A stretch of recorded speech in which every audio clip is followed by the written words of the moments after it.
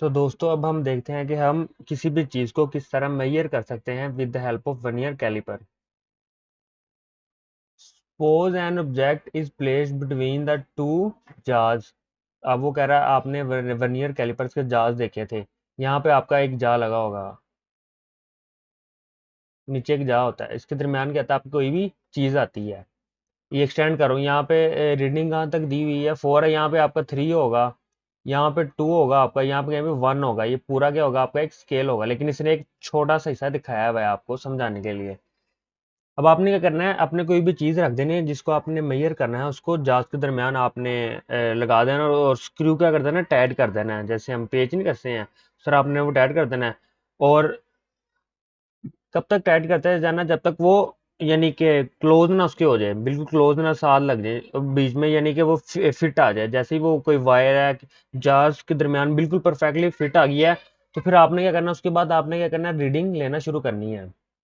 Read the main scale marking just in front of the zero of the vernier scale, it shows 4.3 centimetre. हाँ, अब ये देखो, आपने कोई भी चीज रख दी जांच के दरमियान, यहाँ पे आपने कोई भी एक वायर रख दी हुई है, ठीक है, उसकी रीडिंग कितनी आ रही है, ये मेरे पास आ रहा है स्केल, ठीक है, ये मेरे पास क्या मेन स्केल है, और ये कौन सा स्केल है, वर्नियर स्केल है। अब 4, सबसे पहले आप देखें लास्ट कौन सा आ रहा है मेरे पास, यहाँ पे 4 आ रहा है, 4 के बाद कितने डिवीजन है, 1 2 3, आपने क्या लिख देना है, 4.3, ठीक है। गो से आपने इसको रीडिंग आपने लेनी है। ये रीडिंग बहुत ज़्यादा पॉइंट के अंदर जाती है, 3 के बाद भी कुछ वैल्यूज होंगी, जाहिर सी बात है। तो उसको मेजर करने के लिए मेरे पास क्या लगा हुआ है, ये नीचे वर्नियर स्केल लगा हुआ है, ये हमें छोटी से छोटी वैल्यू भी बताता है कि यार इसकी छोटी से छोटी वैल्यू कितनी आ सकती है। अब ये चीज़ हमें बताएगी इससे अगली वैल्यू जो होगी वो छोटी है। अब इसमें से देखो, इस वर्नियर स्केल की कोई भी लाइन मेन स्केल के साथ कोलाइड करो, जैसे ये लाइन इसकी है और बिल्कुल इसके नीचे होनी चाहिए, बिल्कुल नीचे। ये ना वो एक वर्नियर स्केल की लाइन यूं है, ये कंसीडर नहीं होगी आपकी लाइन, जो ये इस तरह कोई एक लाइन कोई ना कोई कंसाइड होगी, जो लाइन कंसाइड हो रही होगी उसको आपने नोट कर लेना है। अब यहाँ पे आप देखो कौन सी लाइन कंसाइड हो रही है, ये वाली। 4 के बाद 3 तक आ गए हम, 0 से शुरू हो रहा है, 0 के बाद देखो 1 2 3 1 2 3 4, चौथी लाइन आपकी क्या हो रही है, कंसाइड हो रही है, किसकी, जो वर्नियर स्केल की चौथी लाइन किसके साथ कंसाइड हो रही है, मेन स्केल के लाइन के साथ। काला बकाया लाइन में देखो 5 के ऊपर जो लाइन है वो बिल्कुल एग्जैक्टली नहीं है, ये देखो चौथी वाली लाइन बिल्कुल इसके ऊपर है, तो यहाँ पे क्या आ जाएगा, 4 आ जाएगा। अब इसको किस तरह आपने करना है, आपके पास आ गया फोर्थ वाली डिवीजन आ रही थी, 4 को आपने मल्टीप्लाई कर देना है किससे, लीस्ट काउंट से। लीस्ट काउंट आपके पास क्या था, यहाँ पे देखो, सबसे पहले मेरे पास रीडिंग 4 यह आ गया, 1 2 3 यहाँ तक आ गई रीडिंग। कहाँ से, 0 से पहले पहले वाली आपने गिन लेनी है कि क्या आ रही रीडिंग। 0 के बाद वाली आपने बाद में इसमें ऐड करनी है, वो आपने किस तरह करनी है वो अभी मैं आपको करवाता हूँ। पहले आप 0 से पहले पहले वाली देखें, 0 से पहले मेरी कितनी वैल्यू आ रही है, 4। 4 आ गया, 1 2 3 4.3 आ गया, ठीक है, मैंने यहाँ पे लिख लिया 4.3 आ गया है। उसके बाद मैंने देखना है कि वर्नियर स्केल की कौन सी लाइन मेन स्केल की लाइन के साथ कोइंसाइड कर रही है, बिल्कुल मेरी है। जो जब मैंने इसे गिना तो वो कौन सी लाइन थी, चौथी लाइन थी, चौथी। और मतलब फोर्थ डिवीजन थी। 4 को आपने किससे मल्टीप्लाई कर देना है, लीस्ट काउंट के साथ, 4 को मल्टीप्लाई कर दो लीस्ट काउंट के साथ।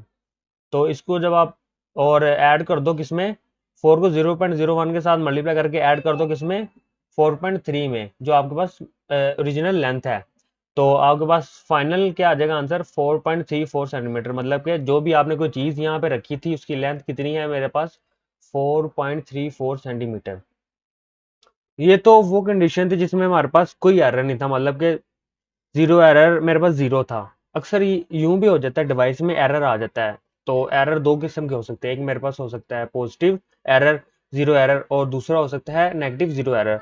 अभी जो हमने रीडिंग ली थी इसमें किसी भी किस्म का एरर नहीं था, मतलब कि जीरो एरर नहीं था।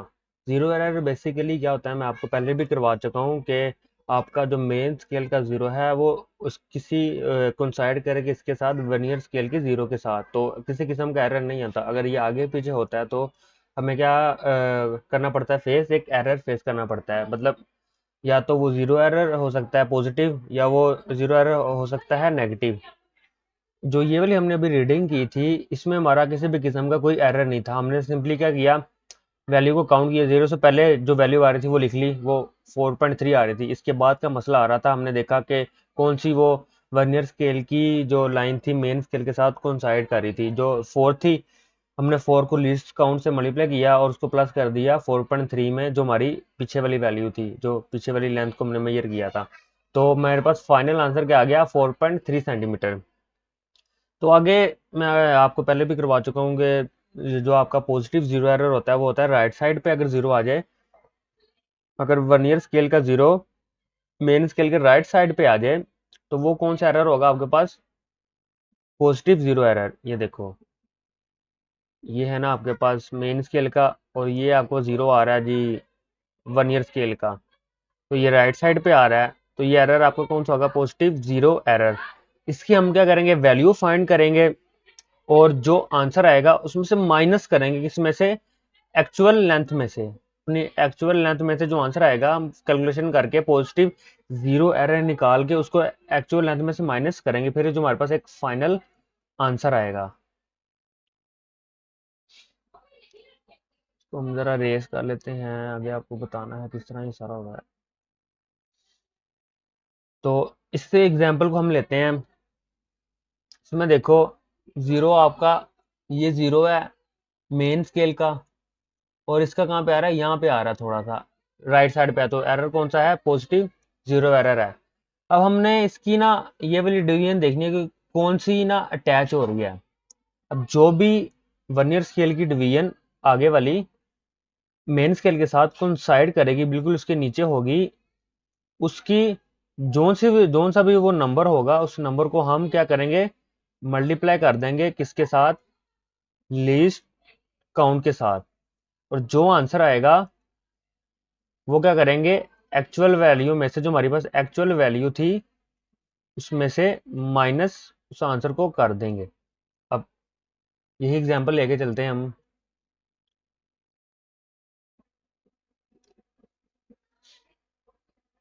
यहाँ पे देखो कौन सी वाली इसकी कोसाइड कर रही है पहले, ये बल्कि ये है मेरे पास, तीसरी भी नहीं कर रही ना चौथी पांचवी, इसकी टेंथ वाली कर रही है। ये देखो कौन सी कर रही है मेरे पास, टेंथ वाली डिवीजन कोसाइड कर रही है। लेट्स सपोज इसमें जीरो एरर था, हम कह देते हैं, हम सपोज कर लेते हैं जीरो एरर था। तो अब इसमें से हम किस तरह करेंगे, मेरे पास इसकी आंसर कितना आया हुआ है, 4.34 आया हुआ है ना आंसर। इसकी देखो कौन सी डिवीजन को साइड कर रही है, टेंथ वाली। अब टेंथ को हम क्या करेंगे, मल्टीप्लाई कर देंगे 0.1 मिलीमीटर के साथ। लीस्ट काउंट कितना था, 0.1 मिलीमीटर ही है ना। तो आप 10 को मल्टीप्लाई करो 0.1 के साथ, आंसर कितना आएगा मेरे पास, 1 आ जाएगा। अब क्या करेंगे, 4.34 में से माइनस कर देंगे हम 1, तो आंसर कितना आ जाएगा मेरे पास, 3.34 आपका क्या आ जाएगा, आंसर आ जाएगा। हमने पॉजिटिव एरर निकाल लिया कि किस तरह निकालते हैं, कि आप सबसे पहले देखते हैं कि कौन सी वैल्यू कोइंसाइड कर रही है मेन स्केल के साथ वर्नियर स्केल की।